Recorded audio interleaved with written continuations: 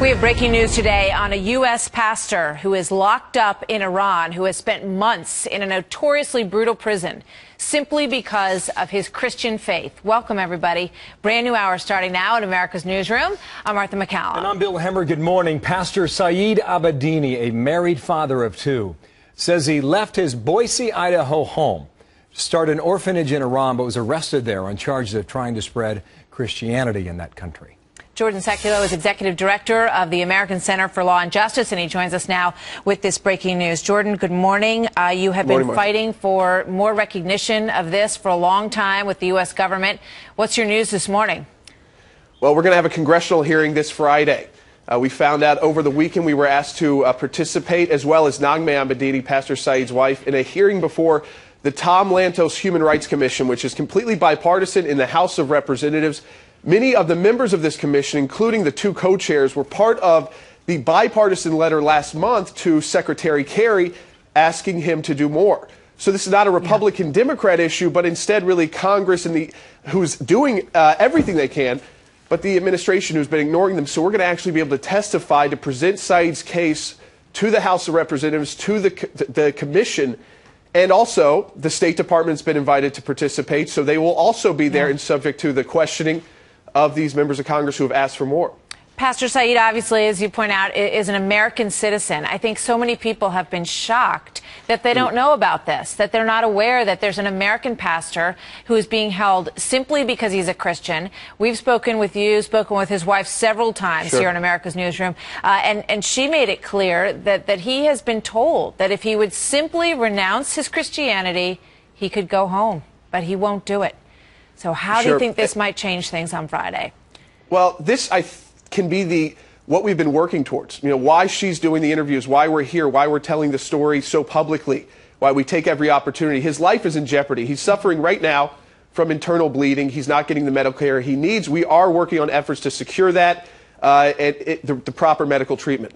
But this congressional action, by them taking the action to call the State Department before the commission, to call us to testify before the commission. I'll be there sitting next to Naghmeh Abedini, who everyone has seen who watches Fox News, and we're going to be presenting this. It's going to be official, and that will then lead to, I think, a direct congressional effort for the administration to answer more questions and to ensure that when they say every once in a while through the spokespeople of the State Department or White House, they're doing what they can, they want him to be released, they believe he should be released, that they're actually going to start saying he must be released, and that they're actually doing these efforts. Do you think they'll be able to get anywhere with that? I mean, they have not been successful in the past. The Iranian government seems to feel no responsibility to listen to our government on these matters. Well, I think they were successful with the hikers. You know, we're going to go through with this at the hearing. The number of times the administration spoke out for the hikers. There's the missing FBI agent. The administration has no problem speaking out.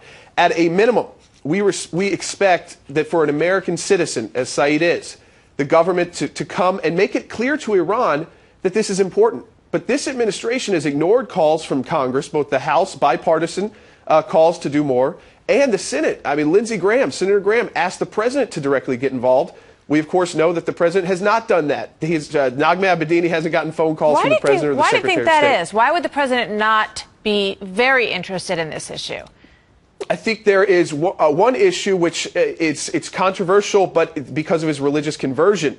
And this hearing focuses on religious freedom as well in Iran, and there will be other faith groups represented.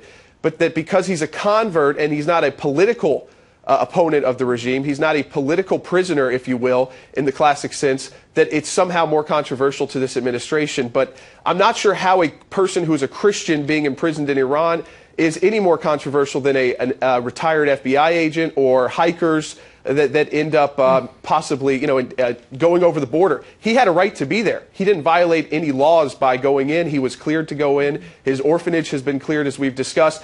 But I have to thank Congressman Frank Wolf, and the co-chair of the commission as well, as a Democrat congressman who's been outspoken on this, Jim McGovern from Massachusetts. You know, he brings attention to the larger issue of these underground churches in so many countries in the world where Christians are being persecuted for trying to carry out their Christian faith in these churches. It's something that people need to be a lot more aware of.